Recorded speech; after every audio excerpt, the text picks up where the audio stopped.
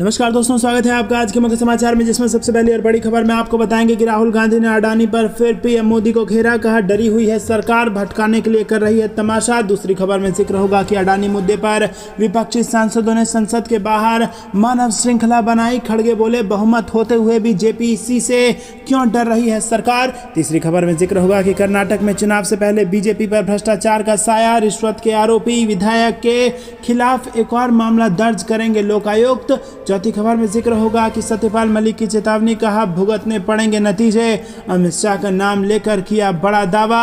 और साथ ही साथ पांचवी खबर में जिक्र होगा कि अमेठी से प्रियंका और रायबरेली से राहुल लड़ेंगे चुनाव, यूपी के सियासी रण से कांग्रेस ऐसे लेगी ऑक्सीजन। दोस्तों, हर एक खबर की गहराई में आपको ले जाएंगे, लेकिन इससे पहले अगर आपको भी ऐसा लगता है कि 2024 में बदल रही है सरकार, तो वीडियो को लाइक, चैनल को सब्सक्राइब और बेल आइकन दबाकर कमेंट में लिखिए जय हिंद। रुक करते हैं सबसे पहले और बड़ी खबर की तरफ। राहुल गांधी ने अडानी पर फिर पीएम मोदी को घेरा, कहा डरी हुई है सरकार, भटकाने के लिए कर रही है तमाशा। जी हां दोस्तों, कांग्रेस नेता राहुल गांधी ने एक बार फिर अडानी के मुद्दे पर मोदी सरकार पर हमला बोला है और सदन में सरकार की ओर से जारी गतिरोध पर सवाल उठाते हुए कहा कि अडानी पर उठाए गए मेरे सवालों से पीएम मोदी और सरकार डरी हुई है, इसीलिए मुद्दे से भटकाने के लिए यह सारा तमाशा हो रहा है।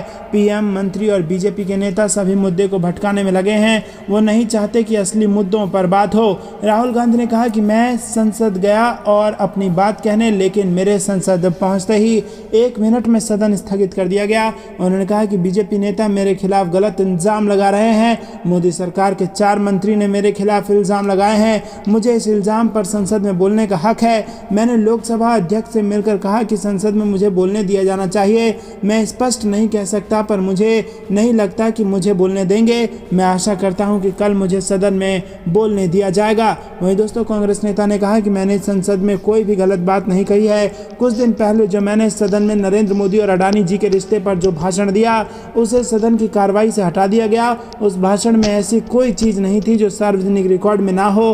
अडानी और मोदी के रिश्ते को लेकर मैंने जो सवाल उठाए हैं, उसकी वजह से ये सारा तमाशा हो रहा है। उन्होंने कहा कि खुद प्रधानमंत्री, सरकार के मंत्री, बीजेपी के नेता सभी मुद्दे को भटकाने में लगे हैं और वो नहीं चाहते कि असली मुद्दों पर बात हो। रुक करते हैं अगली ब्रेकिंग न्यूज़ की तरफ। अडानी मुद्दे पर विपक्षी सांसदों ने संसद के बाहर मानव श्रृंखला बनाई, खड़गे बोले बहुमत होते हुए भी जेपीसी से डर रही है सरकार। जी हां दोस्तों, अडानी के मामले को लेकर विपक्ष का विरोध प्रदर्शन जारी है। विपक्ष इस मुद्दे पर संसद में चर्चा और संयुक्त संसदीय समिति से जांच की मांग कर रहा है। संसद के दोनों सदनों में इसको लेकर गतिरोध जारी है। विपक्षी सांसदों ने गुरुवार को मानव श्रृंखला बनाकर संसद के बाहर विरोध प्रदर्शन किया।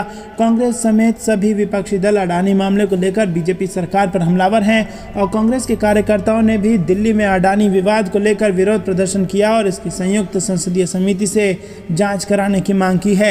और इस विरोध प्रदर्शन में कांग्रेस अध्यक्ष मल्लिकार्जुन खड़गे भी शामिल हुए। उन्होंने केंद्र पर निशाना साधते हुए कहा कि सरकार जेपीसी से क्यों डर रही है। खड़गे ने कहा कि जिस मांग को लेकर हमने विरोध प्रदर्शन किया था, आज भी वही मांग है, हमारी जेपीसी की मांग है, लेकिन ये सरकार मान नहीं रही है और इसीलिए आज हमने मानव श्रृंखला बनाई। जब उनके पास बहुमत है तो वो जेपीसी से क्यों डर रहे हैं। रुक करते हैं अगली ब्रेकिंग न्यूज़ की तरफ। कर्नाटक में चुनाव से पहले बीजेपी पर भ्रष्टाचार का साया, रिश्वत के आरोपी विधायक के खिलाफ एक और मामला दर्ज करेंगे लोकायुक्त। जी हां दोस्तों, आपको बता दें कि कर्नाटक विधानसभा चुनाव से पहले बीजेपी की मुश्किल कम होने का नाम नहीं ले रही। भ्रष्टाचार को लेकर कांग्रेस सरकार पर हमलावर है। वहीं हाल ही में बीजेपी नेता के रिश्वत लेने के मामले ने पार्टी के पक्ष को और कमजोर कर दिया है। इसी बीच लोकायुक्त के अधिकारी टेंडर के रिश्वत मामले में आरोपी बीजेपी विधायक मदन विरुक्षप्पा के खिलाफ एक और केस दर्ज करने की तैयारी कर रहे हैं और सूत्रों ने गुरुवार को ये जानकारी दी। और सूत्रों ने कहा कि लोकायुक्त अधिकारी इस बात से परेशान है कि मामले के मुख्य आरोपी मदन विरुक्षप्पा को जमानत मिल गई है, जबकि मामले के दूसरे आरोपी उनके बेटे प्रशत मदल को जेल हो गई। रुक करते हैं अगली ब्रेकिंग न्यूज़ की तरफ। सत्यपाल मलिक की चेतावनी, कहा भुगतने पड़ेंगे नतीजे, अमित शाह का नाम लेकर किया बड़ा दावा। जी हां दोस्तों, जम्मू कश्मीर के पूर्व राज्यपाल सत्यपाल मलिक एक बार फिर से सुर्खियों में हैं। अब पूर्व राज्यपाल की सुरक्षा सुरक्षा में कटौती की गई है और इसका दावा खुद उन्होंने ही किया है। सत्यपाल मलिक के अनुसार उनकी Z+ सिक्योरिटी वापस ले ली गई है।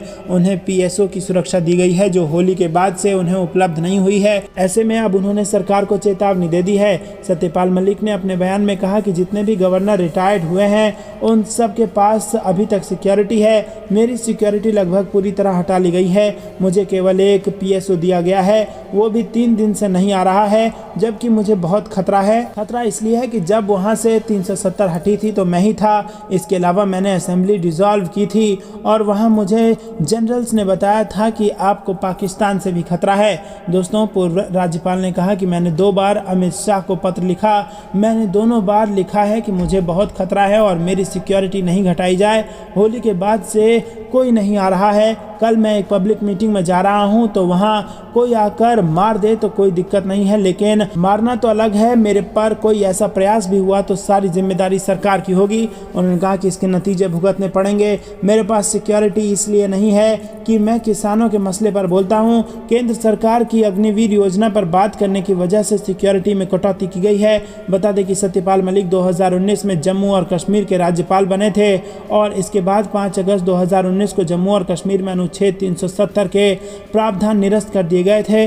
तब जम्मू कश्मीर में 2 केंद्र शासित प्रदेश जम्मू और कश्मीर बना दिए गए थे और इन सब के सूत्रधार खुद राज्यपाल ही थे और उनके साथ ऐसा बर्ताव भारतीय जनता पार्टी कर रही है। और इसका कारण सिर्फ और सिर्फ यह है कि वो किसानों की हक की आवाज़ उठाते हैं, वो अग्निवीर योजना के खिलाफ जवानों की हक की आवाज़ उठाते हैं और इससे भाजपा की परेशानी बढ़ती है और भाजपा इस स्तर पर पहुंच गई है कि सुरक्षा देना भी मुनासिब नहीं समझ रही है इतने बड़े व्यक्ति को। ऐसे आरोप लग रहे हैं। रुक करते हैं अगली ब्रेकिंग न्यूज़ की तरफ। अमेठी से प्रियंका गांधी और रायबरेली से राहुल गांधी लड़ेंगे चुनाव। यूपी के सियासी रण से कांग्रेस भरेगी हुंकार। जी हां दोस्तों, अगर सब कुछ योजना के अनुसार ही रहा तो इस बार प्रियंका गांधी पहली बार चुनावी मैदान में उतरेंगी। मैदान भी होगा गांधी परिवार की कभी पुश्तैनी सीट रही अमेठी का।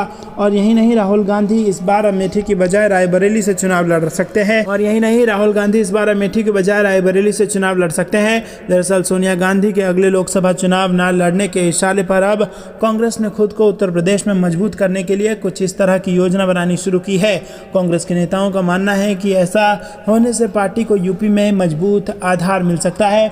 रुक करते हैं अगली ब्रेकिंग न्यूज़ की तरफ। मौसम का यू टर्न। देश के कई हिस्सों में आंधी, बारिश और ओले गिरने की चेतावनी मौसम विभाग ने जारी कर दिया अलर्ट। जी हां दोस्तों, दिल्ली NCR में सुबह से ही मौसम के मिजाज बदला हुआ है। आसमान में बादल छाए हुए हैं और इसी बीच मौसम विभाग ने देश के कई हिस्सों में बारिश को लेकर अलर्ट जारी किया है। मौसम विभाग की माने तो आने वाले दिनों में देश के कई राज्यों में बारिश, आंधी और ओले की संभावना है और इसको लेकर मौसम विभाग ने पूरे हफ्ते के लिए अलर्ट जारी कर दिया है। मौसम विभाग ने 16 से 19 मार्च के बीच अलग अलग इलाकों में आंधी बारिश को लेकर येलो और ऑरेंज अलर्ट जारी किया है। महाराष्ट्र और कर्नाटक के इलाके के लिए ऑरेंज अलर्ट और पंजाब, हरियाणा, दिल्ली NCR और हिमालयी क्षेत्र समेत कई इलाकों के लिए येलो अलर्ट जारी कर दिया गया है। दोस्तों रुक करते हैं अगली ब्रेकिंग न्यूज़ की तरफ। महाराष्ट्र में पिछले साल फ्लोर टेस्ट कराने का गवर्नर का आदेश होगा रद्द। सुप्रीम कोर्ट ने सुरक्षित रखा फैसला। जी हां दोस्तों, बेहद बड़ी खबर महाराष्ट्र से आ रही है। दोस्तों आपको बता दें कि महाराष्ट्र सियासी संकट मामले में संवैधानिक बेंच की सुनवाई के बाद सुप्रीम कोर्ट ने फैसला सुरक्षित रख लिया है। चीफ जस्टिस DY चंद्रचूड़ की अगुवाई वाली बेंच के सामने उद्धव ठाकरे और एकनाथ शिंदे ग्रुप की ओर से दलील पेश की गई है और साथ ही महाराष्ट्र के गवर्नर की ओर से भी दलील पेश की गई है। मामले में 21 फरवरी से मामले की सुनवाई शुरू हुई थी और सुप्रीम कोर्ट ने 17 फरवरी को इस मामले को लार्जर बेंच रेफर करने से मना कर दिया था। सुप्रीम कोर्ट ने महाराष्ट्र सियासी संकट से संबंधित मामले में सुप्रीम कोर्ट ने नवाम रेबिया जजमेंट पर दोबारा विचार करने के लिए मामले को लार्जर बेंच भेजने से इनकार कर दिया था। सुप्रीम कोर्ट में महाराष्ट्र के स्पीकर की तरफ से अयोग्यता कार्रवाई से जुड़ा मामला पेंडिंग है और गुरुवार को सुनवाई के दौरान उद्धव ठाकरे ग्रुप ने दलील दी है कि महाराष्ट्र गवर्नर के फ्लोर टेस्ट के आदेश को निरस्त किया जाए। रुक करते हैं अगली ब्रेकिंग न्यूज़ की तरफ। बीजेपी के किले को ध्वस्त करने के लिए यूपी में फिर बनेगा महागठबंधन। जी हां दोस्तों, आपको बता दें कि लोकसभा चुनाव 2024 को लेकर विपक्षी दल अपनी रणनीति बनाने में जुटी है और वहीं उत्तर प्रदेश की राजनीति में भी बीजेपी के किले को ध्वस्त करने के लिए विपक्षी दल अपनी अपनी रणनीति बनाने में जुटे हुए हैं। दोस्तों आपको बता दें कि मैनपुरी में सपा नेता के यहाँ श्रीमद् भगवत कथा में पहुंचे समाजवादी पार्टी अध्यक्ष अखिलेश यादव ने यूपी में बनने वाले महागठबंधन पर प्रतिक्रिया दी है। रुक करते हैं अगली ब्रेकिंग न्यूज़ की तरफ। कर्नाटक में राहुल गांधी की मेगा रैली 20 मार्च को। और आपको बता दें कि जिस प्रकार से भारत जोड़ो यात्रा की जबरदस्त सफलता कर्नाटक में देखने को मिली थी, उसके बाद ऐसा लग रहा है कि कर्नाटक की जनता मन बना चुकी है और अब कर्नाटक में सत्ता परिवर्तन निश्चित लग रहा है। और इसी बीच राहुल गांधी खुद अब कर्नाटक जाकर के चुनावी बिगुल में यहां पर अपने कार्यकर्ताओं में जोश भरेंगे। सत्तारूढ़ भाजपा के तूफानी चुनाव अभियान का मुकाबला करने के लिए कांग्रेस 20 मार्च को कर्नाटक में एक मेगा रैली की योजना बना रही है और इसमें राहुल गांधी खुद हिस्सा लेंगे। कार्यक्रम को लेकर कांग्रेस पूरी तैयारी कर रही है और राहुल गांधी भारत जोड़ो यात्रा के बाद पहली बार राज्य का दौरा करेंगे। बेलागावी में मेगा रैली का आयोजन किया जा रहा है और प्रधानमंत्री नरेंद्र मोदी ने बेलगावी में 10.7 किलोमीटर का रोड शो किया था। बेलगावी में 18 विधानसभा क्षेत्र हैं। राजनीतिक दलों का फोकस जिले से ज्यादा सीटें जीतने पर है। दोस्तों, रुक करते हैं अगली ब्रेकिंग न्यूज की तरफ। गवर्नर को सावधान रहना चाहिए, शिंदे बनाम उद्धव केस में सुप्रीम कोर्ट की भगत सिंह कोश्यारी पर तीखी टिप्पणी। जी हां दोस्तों, राज्यपाल को अपनी शक्ति का सावधानी के साथ इस्तेमाल करना चाहिए। उन्हें यह पता होना चाहिए कि यदि वो विश्वास मत बुलाते हैं तो फिर उसका नतीजा सरकार गिरने के तौर पर सामने आ सकता है। सुप्रीम कोर्ट ने शिवसेना में फूट को लेकर चल रही सुनवाई के दौरान ये तीखी टिप्पणी की है और अदालत ने तत्कालीन गवर्नर भगत सिंह कोश्यारी की भूमिका को लेकर कहा कि राज्यपाल को इस बात की खबर होनी चाहिए कि विश्वास मत बुलाए जाने से सरकार पर भी खतरा पैदा हो सकता है। बेंच ने कहा कि गवर्नर को ऐसा कोई फैसला नहीं लेना चाहिए जिसका नतीजा सरकार गिरने के तौर पर सामने आए। केस की सुनवाई के दौरान चीफ जस्टिस DY चंद्रचूड़ ने एकनाथ शिंदे गुट की बगावत को लेकर कहा कि उन लोगों ने 3 साल का रिश्ता तोड़ दिया। कांग्रेस एनसीपी के साथ उनका गठबंधन चला आ रहा था, आखिर रातों रात ऐसा क्या हो गया था। चीफ जस्टिस ने कहा कि गवर्नर को यह फैसला करना चाहिए था कि आखिर आप 3 सालों से कैसे साथ थे। यदि चुनाव के 1 महीने के बाद गठबंधन को लेकर कोई सवाल उठता तो बात समझ में आ सकती थी, लेकिन 3 साल तक साथ रहने के बाद 34 लोगों का ग्रुप कहता है कि असहमति है और गवर्नर के तौर पर आप एक दिन विश्वास मत की बात करते हैं। बेंच ने कहा कि आखिर महाराष्ट्र विधानसभा में फ्लोर टेस्ट बुलाने का क्या आधार था। इस पर एकनाथ शिंदे गुट का पक्ष रख रहे सॉलिसिटर जनरल तुषार मेहता ने कहा कि उद्धव ठाकरे पर बागी विधायकों का भरोसा खत्म हो गया था और इस पर चीफ जस्टिस ने कहा कि ये तो पार्टी के अंदर का मतभेद था, लेकिन इससे गवर्नर का विश्वास मत बुलाने का फैसला सही नहीं हो जाता। उन्होंने कहा कि गवर्नर को इस बात की अनदेखी नहीं करनी चाहिए कि यदि 3 पार्टियों का गठबंधन होगा तो कोई एक असहमत रहेगा ही। तो दोस्तों, यहाँ पर सुप्रीम कोर्ट ने महाराष्ट्र के मामले में ये तीखी टिप्पणी की है भगत सिंह कोश्यारी के रोल पर। रुक करते हैं अगली ब्रेकिंग न्यूज की तरफ। अडानी मुद्दे पर संसद से सड़क तक संग्राम, खड़गे बोले हमारी आवाज को दबाया जा रहा है, बताएं पीएम और अडानी का रिश्ता क्या है। जी हाँ दोस्तों, आपको बता दें कि अडानी मुद्दे पर संसद से सड़क तक संग्राम जारी है और 18 विपक्षी दलों ईडी कार्यालय तक विरोध मार्च उन्होंने निकाला और विजय चौक के पास रोक दिया। इससे पहले कांग्रेस अध्यक्ष मल्लिकार्जुन खड़गे ने मोदी सरकार पर जमकर निशाना साधा। उन्होंने कहा कि सभी लोग आज अडानी के घोटाले के मामले में ज्ञापन देने के लिए ईडी के डायरेक्टर से मिलने जा रहे हैं। सरकार हमें विजय चौक के पास भी नहीं जाने दे रही है, ये लोग हमारी आवाज को दबाना चाहते हैं। खड़गे ने कहा कि लाखों रुपए का घोटाला हुआ है, LIC, SBI और अन्य बैंक बर्बाद हो गए हैं। रुक करते हैं अगली ब्रेकिंग न्यूज की तरफ। अधीर रंजन ने लोकसभा अध्यक्ष को लिखी चिट्ठी, कहा 3 दिन से मेरी सीट का माइक बंद। जी हाँ दोस्तों, कांग्रेस के लोकसभा सांसद अधीर रंजन चौधरी ने लोकसभा अध्यक्ष ओम बिरला को पत्र लिखकर सदन में सरकार द्वारा प्रायोजित व्यवधान का मुद्दा उठाया है और उन्होंने ये भी कहा कि मेरे सीट के पास लगा माइक पिछले 3 दिनों से बंद है और इस वजह से मैं अपनी बात नहीं रख पा रहा हूँ। उन्होंने पत्र में सरकार पर सदन न चलने देने का आरोप लगाया और उन्होंने लोकसभा अध्यक्ष ओम बिरला से कहा कि मैं आपको दूसरी बार पत्र लिख रहा हूं और सदन की कार्रवाई बाधित करने के लिए सरकार द्वारा प्रायोजित गतिविधि के बारे में अवगत करा रहा हूं। रुक करते हैं अगली ब्रेकिंग न्यूज की तरफ। राहुल गांधी का अडानी और एलारा को लेकर सवाल, देश की राष्ट्रीय सुरक्षा से समझौता क्यों कर रही है सरकार। जी हां दोस्तों, कांग्रेस नेता राहुल गांधी ने राष्ट्रीय सुरक्षा को लेकर मोदी सरकार से सवाल पूछे हैं और बुधवार को एलारा नाम की एक विदेशी इकाई पर सवाल उठाकर अडानी समूह और सरकार पर एक नया हमला बोला है। तो एक ट्वीट में उन्होंने कहा कि भारत का मिसाइल और रेडार अपग्रेड कॉन्ट्रैक्ट अडानी के स्वामित्व वाली एक कंपनी और एलारा नामक एक संदिग्ध विदेशी संस्था को दिया गया है। एलारा को कौन नियंत्रित कर रहा है? अज्ञात विदेशी संस्थाओं को रणनीतिक रक्षा उपकरणों का नियंत्रण देकर भारत की राष्ट्रीय सुरक्षा से समझौता क्यों किया जा रहा है? वहीं दोस्तों राहुल गांधी अडानी मुद्दे को लेकर मोदी सरकार पर हमलावर हैं और मंगलवार को विदेश नीति को लेकर केंद्र सरकार पर निशाना साधा था उन्होंने। रुक करते हैं अगली ब्रेकिंग न्यूज़ की तरफ। आज से अगले 5 दिनों तक राज्यों में बारिश, यूपी बिहार के लिए भी अलर्ट, मौसम विभाग की खुशखबरी। जी हाँ दोस्तों, आपको बता दें कि यहाँ पर मौसम विभाग से बड़ी खबर आ रही है। देश भर के कई राज्यों में गर्मी का सितम जारी है, तापमान औसत से अधिक चल रहा है, लेकिन इस बीच मौसम विभाग ने अगले 5 दिनों तक कई अलग अलग राज्यों में बारिश होने के संकेत दे दिए हैं। गर्मी की मार झेल रहे इन राज्यों में रहने वाले लोगों के लिए ये किसी खुशखबरी जैसा ही है। वहीं दोस्तों मौसम विभाग के अनुसार महाराष्ट्र, तेलंगाना, छत्तीसगढ़, झारखंड, मध्य प्रदेश में 16-19 मार्च तक बारिश और आंधी तूफान की चेतावनी जारी की गई है। इसके अलावा नॉर्थ ईस्ट इंडिया के राज्यों में 15-19 मार्च के बीच बारिश का अलर्ट है। पूर्वी भारत में 16 से 20 तक बारिश होने की संभावना है। वहीं पश्चिमी हिमालयी क्षेत्र समेत नॉर्थ वेस्ट इंडिया में 17 से 19 मार्च के दौरान बारिश, आंधी तूफान की चेतावनी जारी की गई है। रुक करते हैं अगली ब्रेकिंग न्यूज़ की तरफ। पुरानी पेंशन योजना का सरकार के पास कोई प्रस्ताव नहीं, विरोध में कांग्रेस ने किया वॉकआउट। जी हाँ दोस्तों, मध्य प्रदेश विधानसभा में पुरानी पेंशन योजना के मुद्दे पर काफी हंगामा हुआ। कांग्रेस के विधायक इस मुद्दे पर सदन से वॉकआउट कर गए। प्रश्नकाल के दौरान पूर्व मंत्री सज्जन वर्मा के सवाल पर वित्त मंत्री जगदीश देवड़ा ने कहा कि पुरानी पेंशन का कोई प्रस्ताव विचाराधीन नहीं है और मंत्री के जवाब पर कांग्रेस विधायक नाराजगी जताते हुए सदन से वॉकआउट कर गए। रुक करते हैं अगली ब्रेकिंग न्यूज़ की तरफ जो कि हरियाणा से आ रही है। हरियाणा में बीजेपी और जेजेपी को बड़ा झटका, कांग्रेस में शामिल हुए 3 नेता। जी हाँ दोस्तों, आपको बता दें कि हरियाणा से बड़ी खबर, जैसे जैसे हरियाणा विधानसभा चुनाव नजदीक आ रहा है वैसे वैसे सभी पार्टियों में हलचल शुरू हो चुकी है।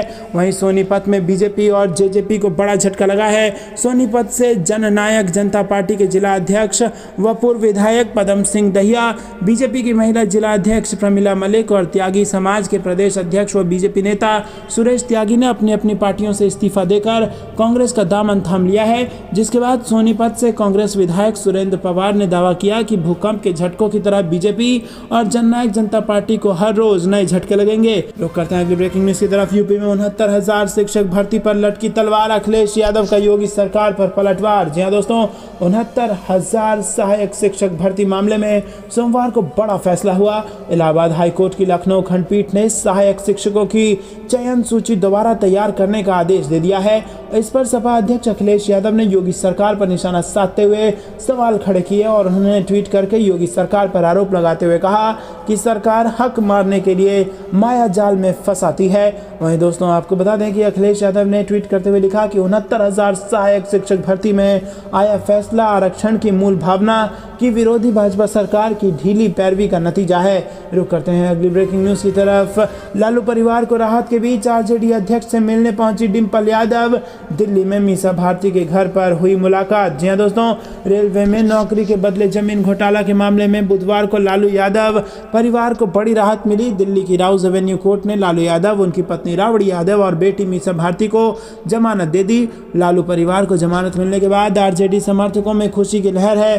पार्टी कार्यकर्ता एक दूसरे को मिठाई बांट रहे हैं। लालू से मिलने कई बड़े नेता उनके पास पहुंच रहे हैं और इसी बीच सपा प्रमुख अखिलेश यादव की पत्नी और सांसद डिम्पल यादव भी लालू से मिलने पहुंची। लालू अभी दिल्ली में अपनी सांसद बेटी मीसा भारती के घर पर ठहरे हुए हैं और डिम्पल बुधवार दोपहर मीसा भारती के आवास पर पहुंची और मुलाकात के दौरान डिम्पल यादव ने लालू यादव का हालचाल भी जाना। रुक करते हैं अगली ब्रेकिंग न्यूज़ की तरफ। राहुल गांधी ने मोदी सरकार पर अडानी को लेकर फिर से साधा निशाना। जी हाँ दोस्तों, कांग्रेस नेता और वायनाड से सांसद राहुल गांधी ने पीएम मोदी और गौतम अडानी के रिश्तों को लेकर बीजेपी पर फिर से जोरदार हमला बोला और पूछा कि क्या हिंदुस्तान के फॉरेन पॉलिसी का लक्ष्य अडानी जी को और अमीर बनाने का है क्या।